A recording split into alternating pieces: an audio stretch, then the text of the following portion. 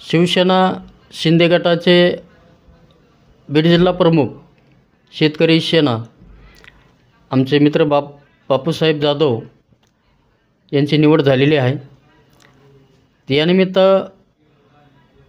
आम्ही त्यांना विचारणार आहोत की शेतकरी जो हवालदिल परिस्थितीमध्ये आहे, कापसाला, सोयाबीनला, ऊसाला भाव नाही आहे,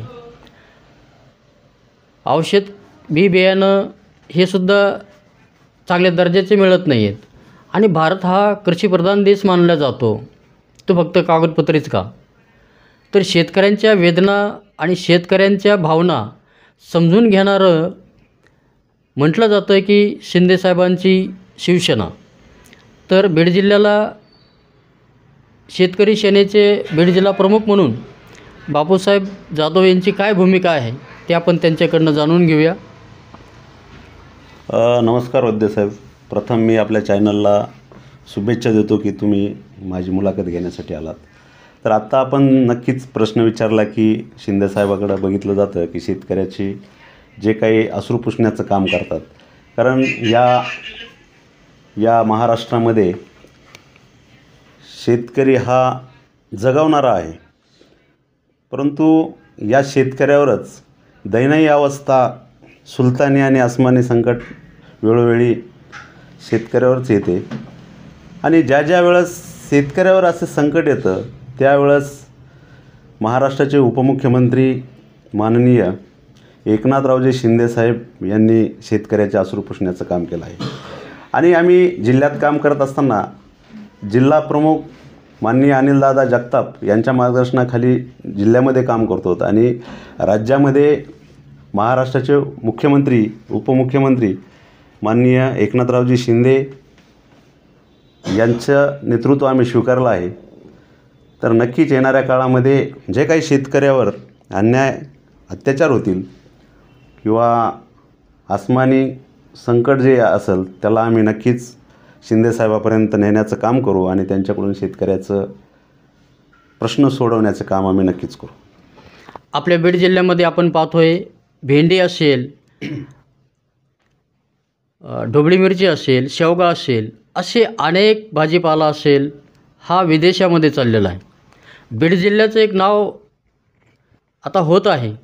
याच्यामध्ये अनेक कृषीच्या योजना आहेत. तर या योजनेच्या माध्यमातून आपण शेतकऱ्यांना सुफलम कसं बनवता येईल यासाठी आपलं काय ध्येय, धोरणं आणि विशेष काही प्रोग्राम आपण तयार केलेला आहे का? नक्कीच हा प्रश्न खूप महत्त्वाचा आहे. आत्ता तुम्ही जो विचारलेला प्रश्न आहे, शेतकरी पिकवतो पण विकत नाही, ही म्हणजे जिल्ह्यामध्येच नव्हे तर महाराष्ट्रामध्ये दयनीय अवस्था आहे.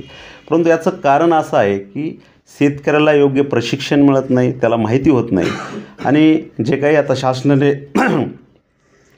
शासनाने बऱ्याच गोष्टी किंवा बऱ्याच अनुदानावर बऱ्याचशा स्कीम चालू केलेल्या आहेत, परंतु ते शेतकऱ्याला माहितीच होत नाहीत.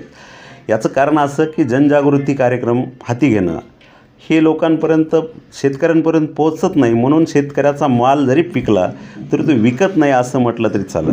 आणि येणाऱ्या काळामध्ये आम्ही हा प्रोग्राम राबवणार आहोत शिंदेसाहेबाच्या माध्यमातून. आणि बीड जिल्ह्याचे जिल्हाप्रमुख अनिलदादा जगताप यांना आम्ही यांच्या मार्गदर्शनाखाली बीडमध्ये काम करणार आहोत. गाव तिथे शेतकरी गट स्थापन करण्याचं काम आम्ही येणाऱ्या काळामध्ये करणार आहोत आणि शेतकऱ्याला याची माहिती देणार आहोत.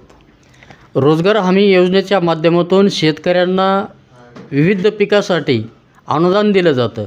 एवढंच नव्हे तर त्यांना रोजगार हमी योजनेच्या माध्यमातून रोजगारही दिला जातो. ग्रामपंचायतच्या माध्यमातून वर्षाला 100 दिवस रोजगार देणं हे शासनाचं कर्तव्य आहे. अनेक ठिकाणी हे आपल्याला बीड जिल्ह्यामध्ये पाहायला मिळतं. हे मोठ्या प्रमाणामध्ये याची माहिती होत नाही. तर आपण शेतकरी सेनेच्या माध्यमातून आपण बीड जिल्ह्यामध्ये याचं नियोजन काही करणार आहात का? नक्कीच. आत्ता आपण जो प्रश्न विचारला हा महत्त्वाचा आहे, कारण मी आत्ताच शिवसेना शेतकरी संघटनेचा म्हणजे शेतकरी सेनेचा जिल्हाप्रमुख म्हणून कार्यभार स्वीकारला आहे. आणि आपण जो प्रश्न विचारला तो खूप महत्त्वाचा आहे, कारण प्रत्येक ग्रामपंचायतला शासनाने असं ठरवून दिलं आहे की आपण जो प्रस्तावित रस्ता असेल, सार्वजनिक जे काही कामं असतील ते कामं मंजूर करून जे रोजगार हमीचे काम आहेत ते जे काही मजूर आहेत त्यांच्यापर्यंत पोहोचवण्याचं काम आहे. परंतु मी आत्ताच सांगितल्याप्रमाणे जनजागृतीचा अभाव आहे आणि जनजागृती नसल्यामुळं शेतकऱ्यांना असेल मजुरांना असेल कामाचा मोबदला नक्की मिळत नाही आणि म्हणूनच कुठंतरी त्याच्यापासून लोक वंचित राहत आहेत, मजूर वंचित राहत आहे. येणाऱ्या काळामध्ये आम्ही व्यापक प्रमाणामध्ये याची जनजागृती करणार आहोत आणि शेतकऱ्यांना याची माहिती देणार आहोत.